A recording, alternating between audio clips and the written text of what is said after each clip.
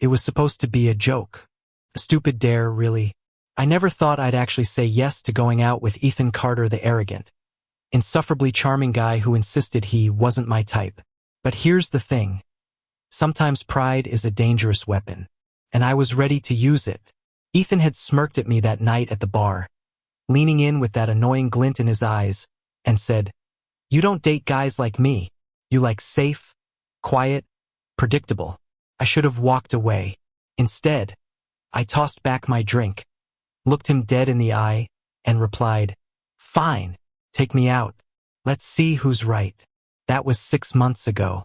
Now, I'm standing in my apartment, staring at the velvet box I found in Ethan's coat pocket last night. A ring. An engagement ring.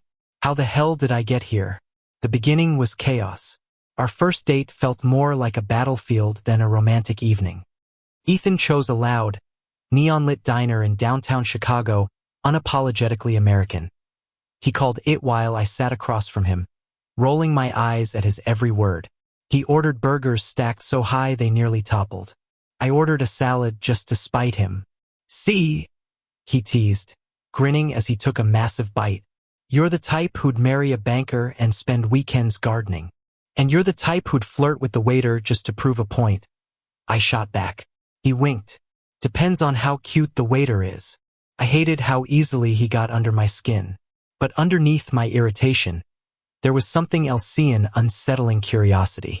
By the third date, something shifted. We were walking along Lake Michigan, the night air biting at our cheeks, when he suddenly grew quiet. He stopped, staring out at the water, hands buried deep in his pockets. "My dad used to take me here," he said, voice low, almost lost in the sound of waves. Said the lake looked like freedom. He was wrong. It just looks endless. I turned to him, caught off guard. For the first time, Ethan wasn't teasing or smirking. He looked lonely, and I realized I wanted to understand him, wanted to know why someone so loud and confident carried that kind of silence inside. I didn't say anything then, but my chest tightened in a way I couldn't ignore. Of course, I tried to fight it. I told myself he was just a phase, an experiment, a living argument against his own claim. But Ethan didn't make it easy. He showed up at my office with coffee when I pulled late nights. He remembered the little things I said in passing, like how my mom used to bake blueberry muffins on Sundays, and surprised me with a box of them one morning. And then there was the kiss. It happened after a stupid fight in his car. We'd been arguing over music, yes. Music because Ethan had a playlist filled with over-the-top pop anthems, while I preferred acoustic. He pulled over, slamming the brakes on the side of the road, and snapped, "You don't have to like me, but stop acting like you don't feel anything." I glared at him, furious, my chest heaving. "I don't," but before I could finish, he leaned across the console and kissed me. Hard, urgent, like he was trying to prove something.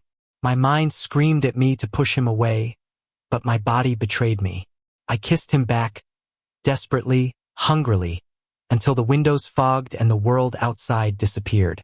When he pulled back, his forehead pressed to mine, both of us breathing heavily, he whispered, "Yeah, that's what I thought." I should have walked away then. Instead, I stayed. Somewhere along the way, the experiment became something else. He made me laugh until my stomach hurt.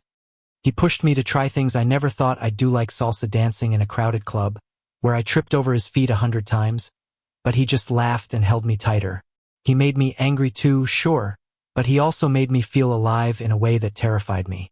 And yet, the fear lingered, because love wasn't part of the deal. Which brings me back to the ring. Last night, Ethan crashed on my couch after we binge-watched an old sitcom. He'd fallen asleep halfway through, his head lolling onto my shoulder. I was trying to drape a blanket over him when his coat slipped to the floor. That's when I saw its small velvet box tucked into the inner pocket. I froze. My heart stopped, then thundered so loudly I was afraid it would wake him. I picked it up, opened it, and there it was. A silver band, simple but elegant, with a tiny engraving inside. I closed it immediately, my hands shaking. This was never supposed to happen. And now I can't stop thinking about it. About him. About us. Do I even deserve this? Deserve him? Because the truth is, I never agreed to date Ethan out of love. I said yes to prove him wrong, to defend my pride. And yet, somewhere along the way, he slipped past every wall I built. He made me care. He made me dream. He made me love him. But does he know? Does he know that underneath my stubbornness and my sarcasm, I'm terrified of losing him? Maybe that's why my hands are trembling now, as I hear the faint jingle of keys outside my door, the sound of him coming back. And maybe, just maybe, I'm about to find out what I really want. The keys rattled against the lock, and my pulse leapt straight into my throat. I shoved the velvet box back into his coat pocket, dropped it onto the chair, and tried to look casual, like I hadn't just discovered the most terrifying secret of my life. When the door swung open, Ethan walked in carrying takeout bags, humming off-key to some song only he liked. He glanced up at me with that infuriating grin that always made my chest tighten. "You look like you've seen a ghost," he teased, setting the food down on the counter. "Don't tell me my cooking attempt scared you already. Relax, it's just Chinese." I laughed, but it sounded wrong, too sharp. My hands fidgeted against each other. "Yeah, just long day." He didn't press. He never pressed unless it really mattered. And that was the problem. Dinner was normal. Too normal. We sat at the tiny kitchen table, sharing noodles straight from the cartons. He told me about a coworker who tried to microwave fish in the office, and I laughed in all the right places, but my heart wasn't there. Every time his hand brushed mine when we reached for the same box of food, all I could see was that ring, glowing like a loaded gun in my mind. I excused myself early, muttering about work, retreating to the bedroom while he cleaned up. But when I closed the door and leaned against it, the weight of the truth hit me like a tidal wave. I loved him, desperately, stupidly, terrifyingly. And I was afraid. Afraid of saying yes. Afraid of saying no.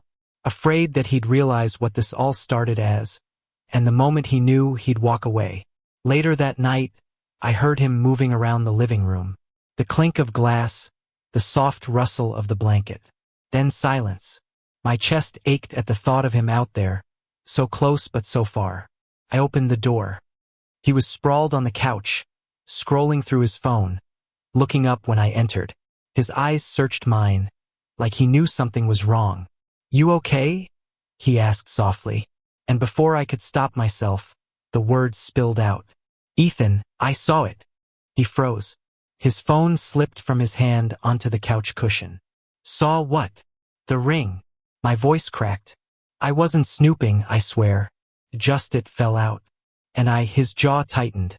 But then he exhaled, slow and heavy, and leaned back against the couch. "Well, so much for surprises." I walked toward him, my chest on fire. "Why, Ethan? Why me? You could have anyone. Because you're you." His voice cut through mine, steady and raw. "Because you don't let me get away with my crap. Because you make me feel like I can be stupid and flawed and still enough. And because somewhere between arguing about burgers and acoustic music, I fell in love with you." My knees almost buckled. He leaned forward now, eyes locked on mine. No smirk, no arrogance, just truth. "But I need to know, are you here with me? Or are you still proving some stupid point?" The air between us turned razor sharp. My throat closed, but I forced myself to speak. "It started as a point. I wanted to prove you wrong. I thought you were arrogant, infuriating, impossible." He winced, but I pressed on, tears burning my eyes. "But somewhere along the way, I started wanting your stupid pop playlists. I started wanting your blueberry muffins and your laugh and your hand in mine. I don't know how it happened, but it did. I love you, Ethan. And that scares the hell out of me." For a moment, silence stretched so long I thought I'd broken us. Then Ethan stood, crossed the space between us, and cupped my face in his hands. His thumb brushed away a tear I hadn't realized had fallen. "Good," he whispered, a tremor in his voice. "Because I'm scared too." And then he kissed Meslo this time, deep, the kind of kiss that didn't prove anything except that we were exactly where we belonged. When he pulled back, he reached into his pocket. My breath caught as the velvet box appeared, real and undeniable between us. He didn't kneel. He didn't make a speech. He just opened it and held it out, eyes shining with something fragile and fierce. "I don't care if you're ready now or 10 years from now," he said. "But I want you in my life. This is me asking, not demanding. Will you let me love you, officially, for as long as you'll have me?" My laugh came out broken, tangled with sobs. I grabbed his shirt, pulling him against me, nodding furiously. "Yes, God, yes." The relief in his face nearly shattered me. He slid the ring onto my finger slightly too big, but perfect all the same, and kissed me again, laughter spilling between us. Later, as we lay tangled on the couch, his arm heavy around me, I stared at the ceiling and let the truth settle. What began as pride had become the most honest, terrifying, beautiful thing in my life. And maybe love wasn't about being right. Maybe it was about surrendering, letting yourself be wrong in the best way possible. Ethan kissed my temple, murmuring sleepily, "Told you I wasn't your type." I smiled into his chest, my heart finally at peace. "Yeah, you're so much more." And for the first time, I wasn't scared anymore. Thank you for listening. Don't forget to like and subscribe to stay updated with the latest videos.